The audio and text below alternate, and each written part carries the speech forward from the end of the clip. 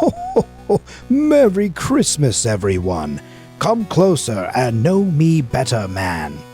That's right, it is the Christmas episode, and let me tell you, I am in the holiday mood.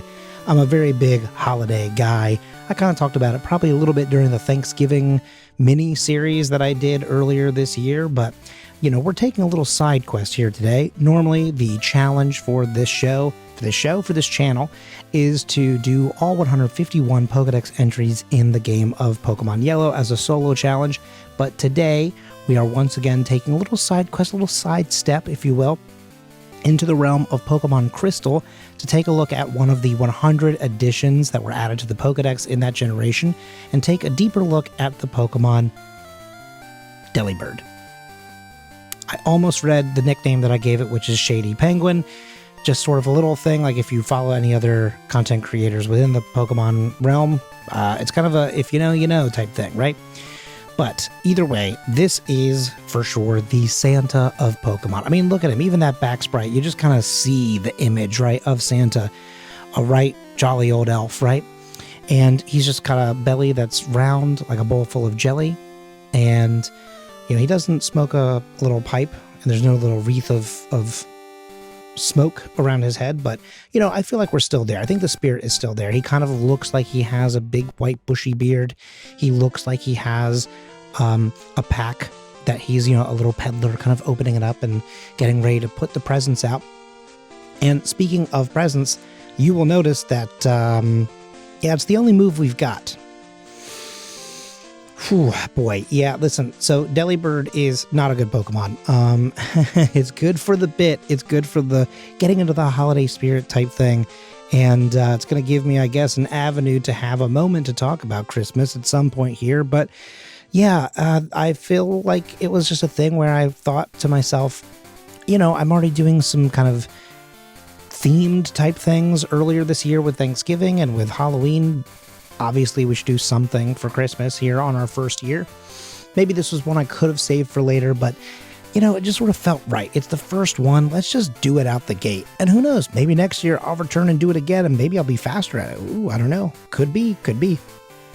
Only time will tell. And or 52 more weeks. But here with Delibird, you are looking at what we've got. Ice flying type. The stats are pretty, you know, they're there. His base stats is 330, which is comparable to, I mean, a number of Pokemon, right? But he's kind of like just very middle of the road. A lot of the Pokemon that have this are Pokemon like, you know, Houndour has it, which is crazy because I think Houndour is great. But then you've got, you know, Voltorb, Teddiursa, Spoink, right? So there's a lot of like evolved Pokemon, but then there's also a lot of base level Pokemon here. Aeron has the same base level or base stats here. So, you know, there's a lot to kind of consider here with this Pokemon, but I think the main thing that kind of sets it apart and the reason why it's so bad, especially if you're ever going to try and do a speed run with it, is just the fact that you start off with the move Present. And Present is a move that can only deal damage occasionally. Sometimes it heals, right? It's got an effect that is chosen randomly. There's a 40% chance that it will deal damage at a 40 base power. There's a 30% chance that it will deal damage with an 80 base power, a 10% chance to deal damage with 120 base power, and a 20% chance to heal a quarter of the target's max HP. So it's not really helpful, it's not really good, and it really slows everything down because at the end of the day, like, the only thing that's going to really help us get through this is to learn other moves, and it's going to be a while before we get some TMs that we can really add to the wheelhouse of this Pokemon. And just as a very quick rundown, let's take a look at what we have for those TMs that we can use. We have Headbutt, which I think is pretty standard. Then you have the Curse, that is, if you have a Ghost-type Pokemon, it does a different thing. And then anyone else, it has the kind of mysterious question mark typing, which is a non-type move. Then you've got Toxic. I feel like almost everyone in the world can learn that move. Hidden Power, which is going to be pretty crucial in this game, and really kind of a lot of runs for this generation and a couple of the future ones as well. Hidden Power is a pretty great move. If you're unfamiliar with it, Basically, it is a move that starts off as a normal type move, and then based on specific stats that you have, it changes what typing it actually uses or comes across as. So, basically all of your little DVs here will kind of go into that. And so you'll have the option to have water, ground, dark is sort of the neutral typing, basically, or like the max stat, effectively. So, we'll see a lot of different usage for that move throughout the series here. But today, it should be ground type. We're going to come back to that as well. Then you also, of course, have Snore, Blizzard, Icy Wind, Protect, Rain Dance, Endure, Frustration, Return. That's a huge one. We'll also come back to that. Mud Slap, Double Team, Swagger, Sleep Talk, Swift, Detect, Rest, Attract, Thief, and you do have the ability to use the HM2 for Fly.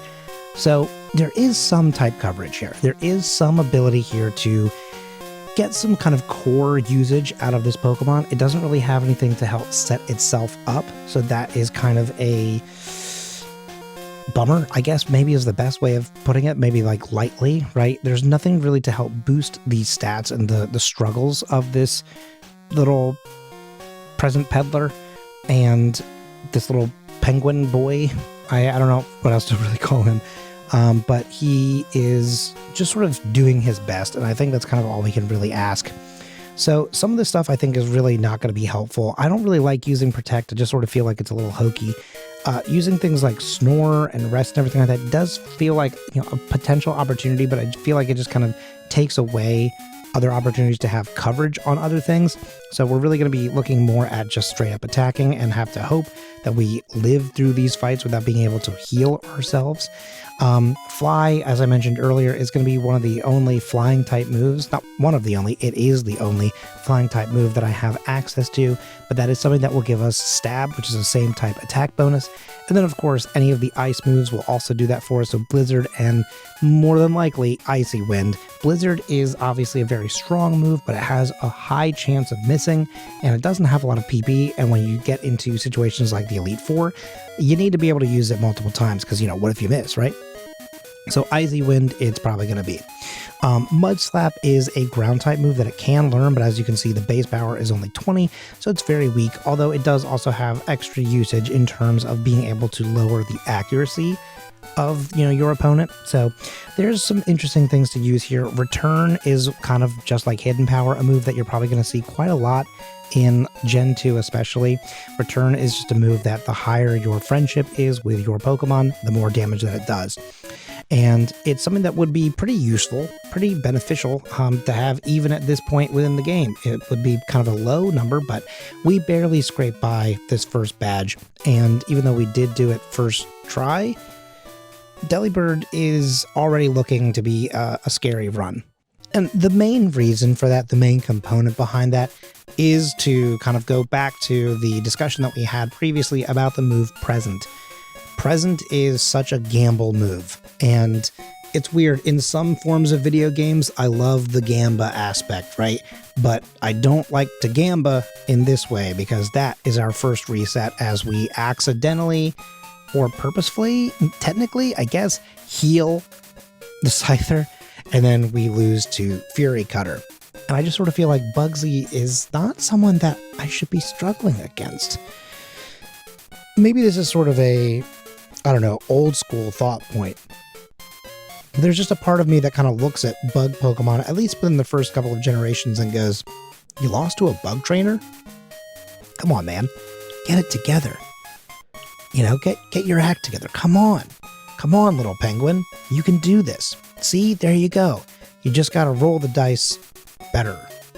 Now, here is the funny thing to me, at least for the sort of idea of kind of gambling, the sort of risk version of a run. In other video games, my friend Carp, who I actually named my rival after today, someone who we're about to see actually in just a moment here, we talk frequently when we play other games together about how we can never go to Vegas together because we love to gamba in video games. And if we gambled in real life, I think it would not go well for us. Definitely one of us is going to lose a house that neither of us owns, It's just somehow going to be a component. So it does feel a little funny to have that here today. Uh-oh, and there is a problem. Now, here's the situation with the rival, right? The rival has a ghost-type Pokemon, first and foremost, first thing that he sends out. And that is an issue for a lot of solo challenge Pokemon. There are a lot of Pokemon that just don't have anything that's really all that effective against him. And he has the ability to use Hypnosis to put you to sleep. It can also paralyze you, which we saw in our first reset. Okay, and then, of course, Quilava can always come in and hit you with Ember and get a burn, which will also cut your attack power in half, which is, a whole other thing. And then, of course, you're sort of getting the chip damage from the burn. So there's a lot to happen here. Of course, Supersonic as well for Zubat. It just sort of feels like there's a lot of different things that all three of these Pokemon are here to be either very powerful or just sort of a nuisance and very difficult to take out if you don't have something that's effective against at least one of them. So even though this time we get through, again, it really kind of comes down to the gamble aspect. It's a lot of RNG for Delibird today. Now, the Pokemon team that he has, this is sometimes the hardest team that he has. There's one more team that he'll have kind of in the middle of the game that can pose some issues, but I think that might be the hardest we have it against him today. That's at least here's hoping. Someone else that we have it very hard against here is Whitney. If you've never played the game before, just know that when this game first hit, Miltank was a problem and a half, and to some extent it still is. As you can see, we're having some issues with it now, falling in love with it and getting hit with rollout, which is, very effective.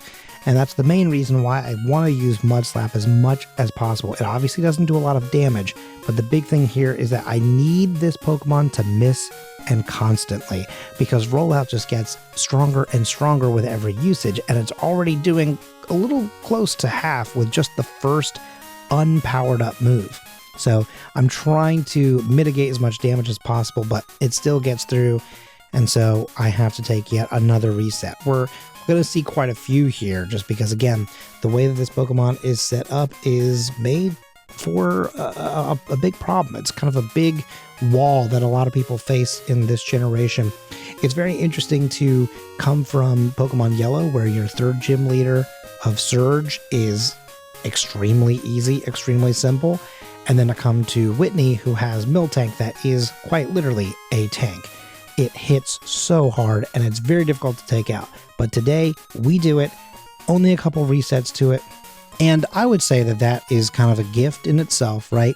To have a RNG Pokemon go up against a really tough opponent, and to only have a couple resets to it, okay, go off, Delibird. Now, up next is Morty. Morty is tough, right? I fought him a few times and lost a few times. I didn't want to show a bunch of losses back to back to back. I feel like we can kind of focus on part of the solution here. So the issue that we're facing here is mostly Curse. Curse is pretty huge here.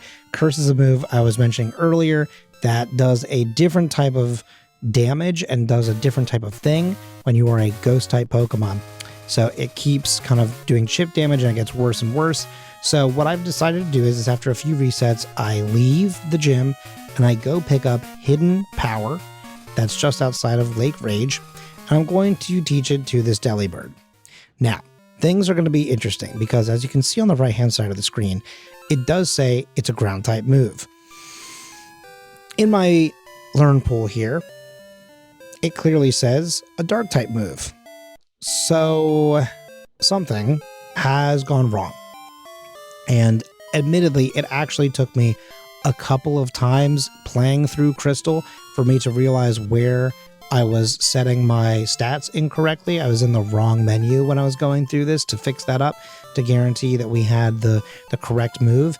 So, it wasn't great because I wanted the ground type move for later, but Hidden Power Dark was still crucial here because it is still super effective against the ghost types. So I kind of Mr. Magoo'd my way into a victory there.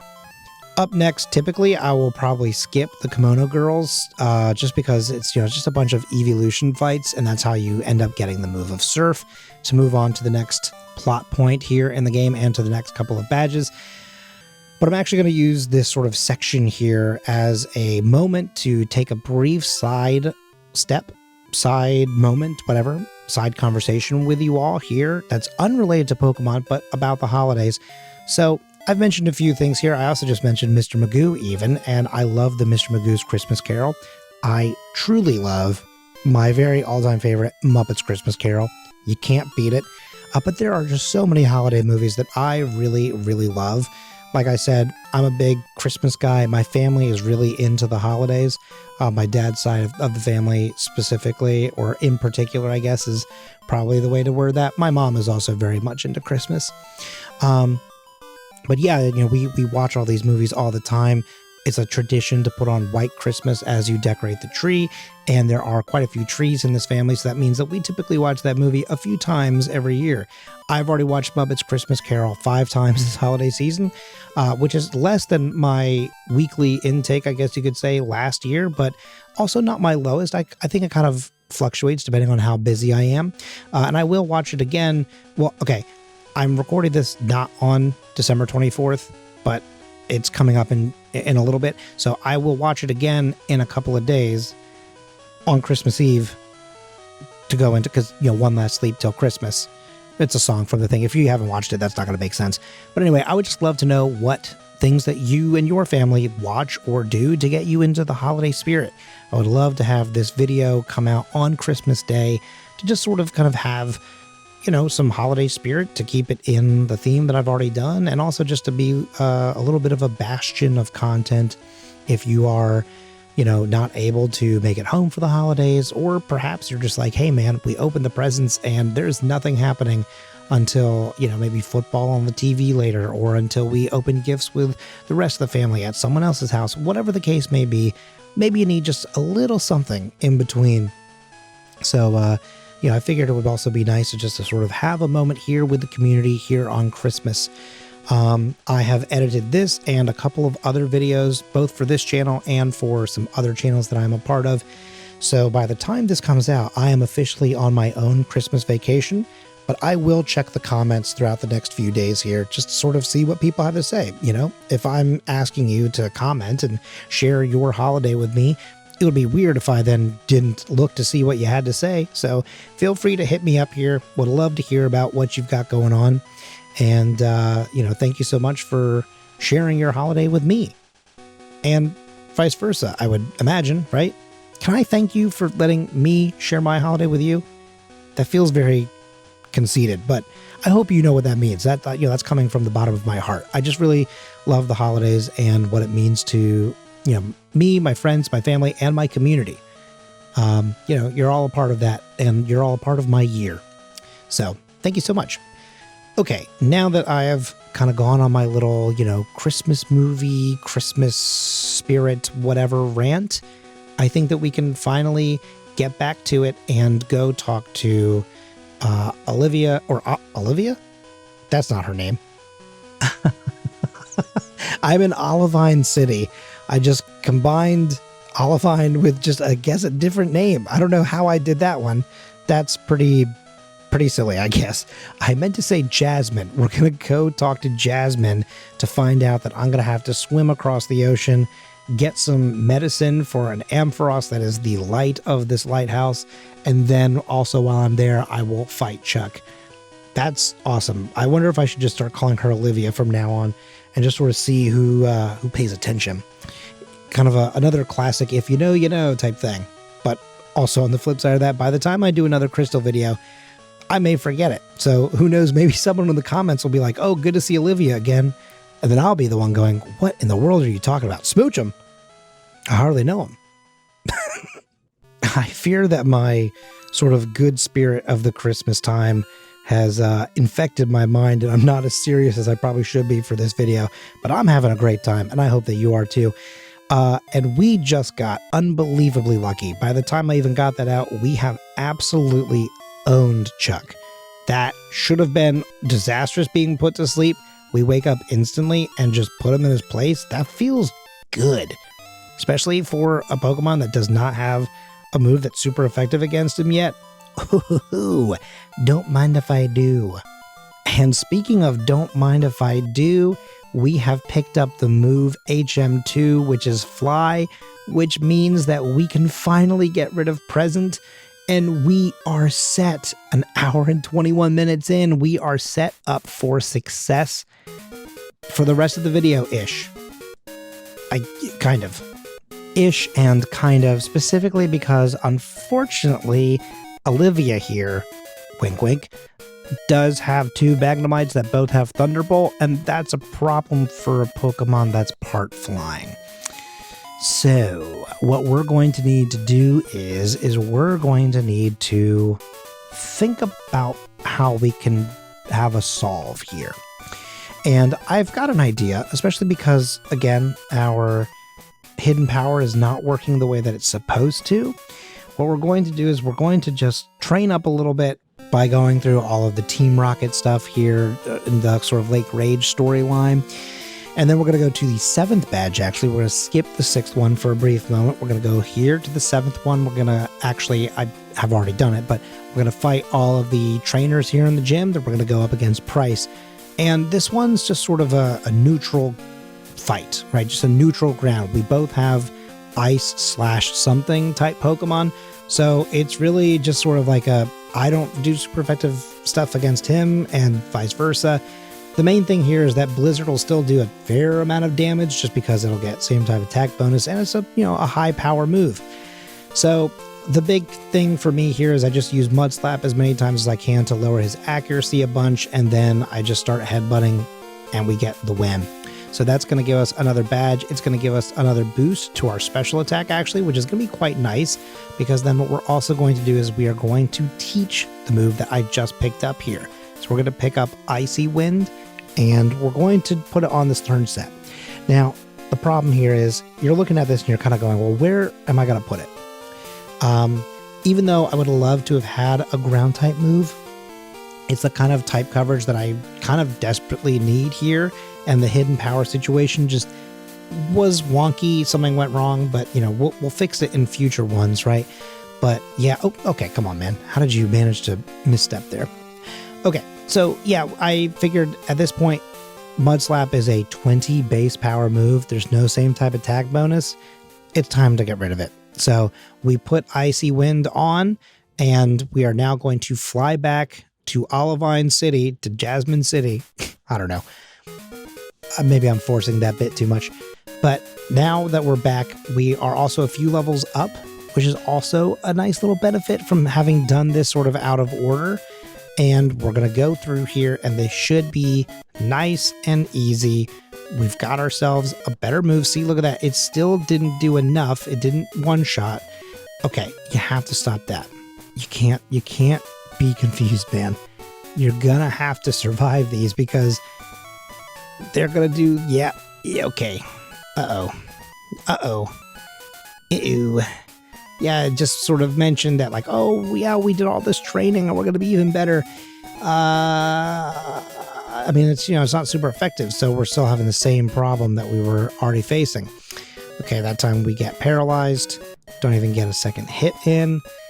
Okay. All right. This penguin should have been picking up the pace. Perhaps I should have held on to Mud Slap for a little bit longer, but the problem is that Mud Slap wasn't one-shotting them, and really neither is Icy Wind. Not that it should or would, but again, of course, we're looking at just some of those bonuses that we now have from like the badge and the extra typing kind of going up. So you're kind of hoping for at least just a little bit extra damage, right? But if you look at all of my moves here, it resists everything. So all of my attack power here is being cut down significantly. So that is going to be a real issue, because there's also no one else that I can really train against here. It's going to be, even after getting rid of Present, it becomes an RNG Gamba situation. But that's okay, because we're used to this. And look at that, 2 times in a row Thunder Wave does not affect me. Oh, Iron Tail is devastating, but we survive it and we get the win. Sometimes the house doesn't win. Up next, we have the dragon baddie herself, Claire. Here we are. In some formats, they talk about her being the sister to Lance, and in other places, she's his cousin. So it's a little wishy-washy, I guess. Haha. That's another Pokemon joke, I guess, that I just made up. But yeah, Claire's Claire. She is really tough for some Pokemon, but here, once you have an ice move, she is very easy to defeat. And this is going to be the next sort of situation that I was sort of alluding to earlier about someone who kind of throws a hissy fit. It's very weird because she is so powerful and like commanding. And then she kind of has this little brat moment, which is very kind of against her whole vibe and her whole thing. I guess the concept is that because she's, younger than Lance, maybe she's just not really mature enough. I don't know, but she definitely looks older than we do. So I don't really know the reason behind all this, but either way, I think it's just an excuse to kind of introduce the Dragon Den and to make sure that you can now go in and check it out and see what they have to offer there and potentially get a dragon type Pokemon of your own. I guess that's the premise. I think there was other ways for them to do that, but, to each their own, I suppose. And with that, we pass the test and we get our 8th badge. Then we head over to Kanto to go through Victory Road and head up to Indigo Plateau. But first, we must fight our rival. And it's a pretty tragic story. You'll notice that half of his Pokemon are the type of Pokemon that evolve using some form of friendship, whether it is literally your friendship level with Golbat to get to Crobat, or for Haunter and Kadabra, you need to have friends in order to trade them and evolve them. And I just sort of feel like on Christmas Day, it's just kind of sad that there's no friendship here. That he doesn't have that. And, Carp, if you're out there, just know that I care about you, buddy. I would have helped you evolve some of those Pokemon. I would have traded with you. And I just think that's an important thing to say here on Christmas Day. Let your friends know that you would trade with them, that you would help them on their Pokemon journey. There's a little bit of a jump cut there. I kind of tried to avoid it, but unfortunately, it's just because I sat there for so long looking through my items and moving things around. The people in the room kind of shifted a little bit here. So, it's the best that I could do. Then after we've done all those things, we've dropped off all of our other Pokemon, we've healed, everything like that. We are now ready for the Elite Four. Now, Will has a team that is slightly reminiscent of Gen 1 here, right? We still have a Jinx, we still have a Slowbro on the first team here. But now, instead of a focus on Ice, we have a focus on Psychic type moves. So the interesting thing here is that I make a choice that I don't know why I did it, to be clear. Like, I do it twice, and you can kind of see there's a little bit of a hesitation there, and I kind of clearly ask myself, why am I picking that? That makes no sense. I have moves that are effective against this Pokemon. Unfortunately, by the time I do that, it's just too late. I suppose maybe I just was... I don't even know. I'm going to pretend to understand sometimes my past self. So either way, though, this time we go back through and we are sitting a little bit better until we get the sleep hit. We get down to 24 health, but this time I make the correct choice in the move. And now we have Exeggutor. I have 3 moves that are pretty good here, but 2 of them more specifically, Icy Wind and Fly. Fly has the highest number there, so I went for Fly. It works out great. I then take out the final Xatu, and we are now done. A little bit by the skin of our teeth there, but, that's sort of par for the course with Delibird, right? That's kind of what we've been dealing with a lot here. I do find it interesting that room is still kind of ice-based, which is, I guess, a choice. I don't really know why they chose to do that, but then change the second room. I don't know. Maybe Lorelei was supposed to be there. I've actually never looked that up. I've thought about it, I guess, once or twice, but this is the first time that I've officially questioned it. Now, going up against Koga, this is also a little bit of like a stubborn sort of situation. This is also a moment where I'm making a choice, and now, in hindsight, I am asking myself, what were you thinking? What were you going for here? Unfortunately, it doesn't matter, because I take too long, and he uses Explosion, which absolutely wrecks that bird. That is a roasted bird right there. So we have to go again. This time, though, we have Fly again for one of the bug Pokemon. And while Fortress is also bug, yeah, man, you just kind of have to recognize that it's just going to use Protect. So now we're just sort of seeing, all right, what's going to do the best for us? In this case, it was Icy Wind. We get the W on that one.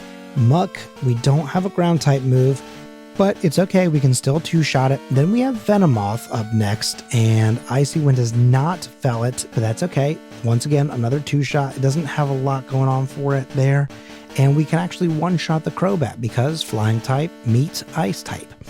So now that we've done this fight, Koga is, a formidable opponent. That means that we can go on to the third person, and oh man, it's Bruno again. Golly, dude. All right, let's get this over with.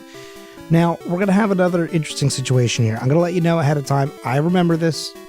I make a choice here, and I keep forgetting it has Detect, and I go for it anyway. I should have learned my lesson with Fortress. Luckily, I didn't do it a second time. I went, right, yes, it has that. So then I fight it elsewhere or elsewise, something like that.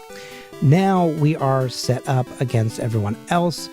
He does drop one of his Onyxes in favor of the Hitmontop. It is very interesting that he doesn't go full fighting type here. But I guess I don't know what he would double up on. Or maybe just add him a choke. I don't know, man. The kind of world's your oyster, or cloister perhaps. But now that we've done that, we've gone through, we've healed. And yes, you do see a rare candy that I did not use. I guess I'm waiting to put it in someone's stocking or something. I guess it's also just more of muscle memory from Pokemon Yellow of going, oh, save that so you don't level up in the middle of the final battle. A weird choice. Don't know why I did it. Let's just all move on. And speaking of moving on, we've moved on to the fourth member of the Elite Four. And so far it's going quite well. This is Karen's team, all dark type Pokemon, and of course a ghost type as well, because it can learn some of those moves. And I guess Vileplume, I don't really know why that is considered a dark type Pokemon here, but we defeat her. And, I think it's important that we all have a little more Karen this holiday season. Not like the joke of what we call people, right? But like more about like caring. It's a stretch. It wasn't my best work. I apologize on that one. And for whatever reason, I still don't use the rare candy. Again, I can't read my past self's mind. I didn't take notes, so who knows why I chose not to do it. Now we're going up against the champions team. We're going up against Claire's brother/cousin. Now, we get lucky here because Gyarados uses Rain Dance, and that actually dampens the power of the flamethrower, so we actually survive that hit, which means that our biggest threat of Charizard is now out of the way, and we can start using Icy Wind against all the other dragon types here on Lance's team. We are down to the final Dragonite. A Fire Blast is devastating, and it leaves us with 11 health, but we win. I can't. I mean, Delibird, who's had so many struggles, somehow does it in one against Lance. Who in their right mind could have possibly have seen that coming? I mean, I know it's an ice type Pokemon against dragon types, but I mean, really, the Fire Blast and the Flamethrower, I feel like should have absolutely destroyed us, and it doesn't. And so, at 2 hours, 33 minutes, and 20 resets, Delibird completes the game. And that is a wonderful gift for me this holiday season. What's also an amazing gift to me is all the people who are in the comments all the time, who comment on basically every single video. I see all of you. I thank you so much for being so active within this community and active within my content. I'm really looking forward to 2026. We're going to talk very soon about all the big plans that we have for this channel and for content. I'm trying to make content creation, not just Pokemon, but, Pokemon is going to be a huge part of that as part of my career. So, thank you so much for helping me along on that journey. If you've watched this far and you haven't already subscribed, please consider doing so. I'm trying to get to 500 subscribers by the end of the year. And every little number helps, especially for the short form content where I'm doing a solo challenge short form content thing where my subscriber number is the Pokedex entry that I use. So, you could add on to that and see how it goes. Merry Christmas to all, and to all a good night.